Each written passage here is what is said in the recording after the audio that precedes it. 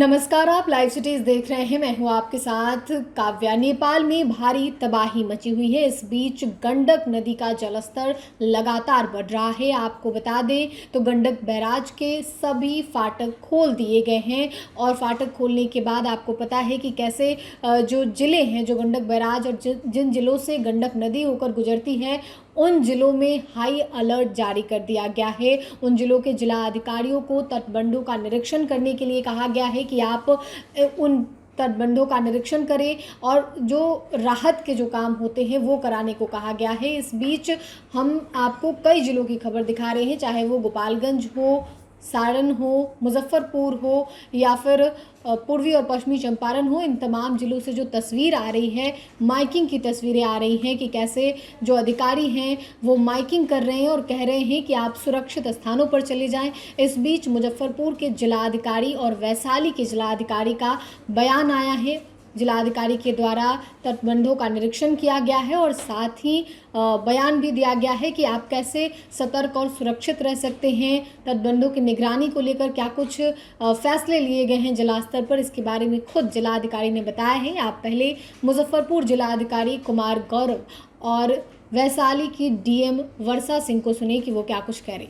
बाढ़ की स्थिति बनी है, उसको ध्यान में रखते हुए आपदा प्रबंधन विभाग के द्वारा और फिर सेक्रेटरी सर के द्वारा भी हम लोग का विषय दिया गया है। उसके क्रम में जो है बाढ़ गंडक नदी को लेकर के अलर्ट घोषित किया गया।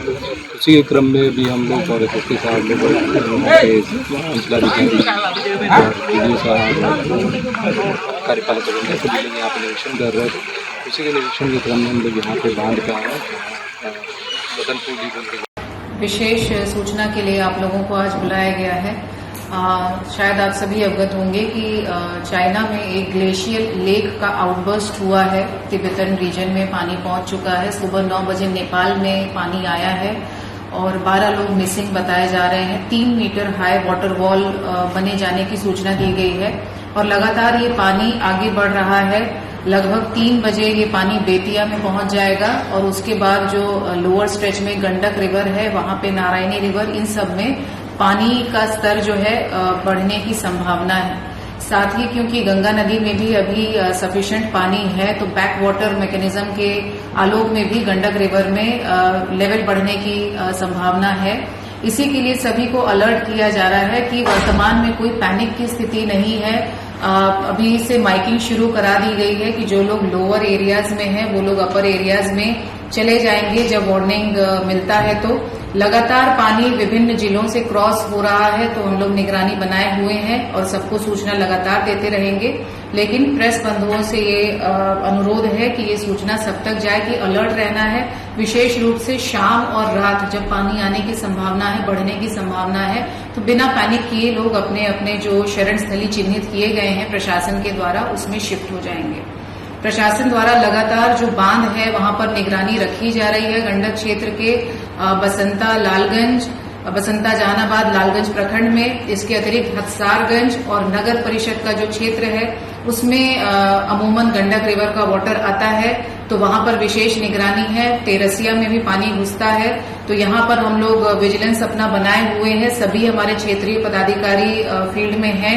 साथ ही होमगार्ड्स का डेप्यूटेशन, इंजीनियर्स का डेप्यूटेशन और कर्मियों का डेप्यूटेशन जो किया गया है प्रत्येक 3 किलोमीटर पे, वो भी कार्यरत है। नाइट विजिल हम लोगों के द्वारा की जाएगी। आज की रात जो है उसमें पानी अच्छे से निकल जाए, ये हम लोग इसको लगातार रखे रहेंगे निगरानी इस पर। और आज की रात सभी को अलर्ट भी रहना है।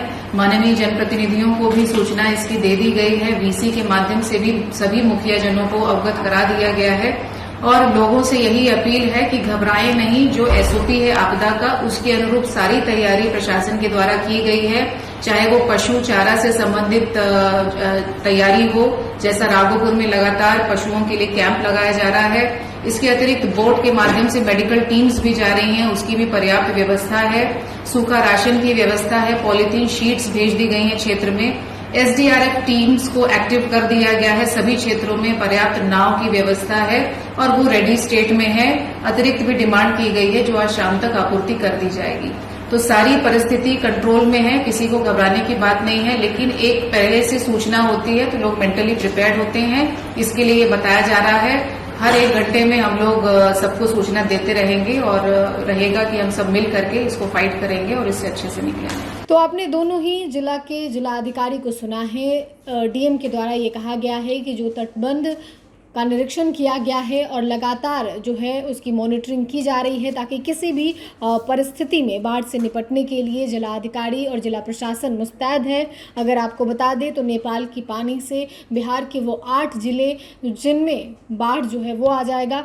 उन जिलों का नाम है मुजफ्फरपुर, पूर्वी और पश्चिमी चंपारण, सीतामढ़ी, वैशाली, सारण, गोपालगंज, शिवहर। इन तमाम जिलों में बाढ़ की आशंका है और इसे देखते हुए कहीं ना कहीं बिहार के मुख्यमंत्री सम्राट चौधरी के द्वारा मीटिंग की गई है और मीटिंग के बाद इन जिलों के जिला अधिकारियों को सतर्क कर दिया गया है। जिला अधिकारी ग्राउंड पे हैं, तमाम जो अधिकारी हैं वो ग्राउंड पे हैं और सभी चीज़ों को देख रहे हैं कि आखिर तटबंध जो है उसकी निगरानी की जा रही है, क्योंकि जब वाटर फ्लो बढ़ेगा तो ऐसे में तटबंध टूटने की भी आशंका होती है। उसके मरम्मत को लेकर जो है तैयारियां तेज कर दी गई हैं।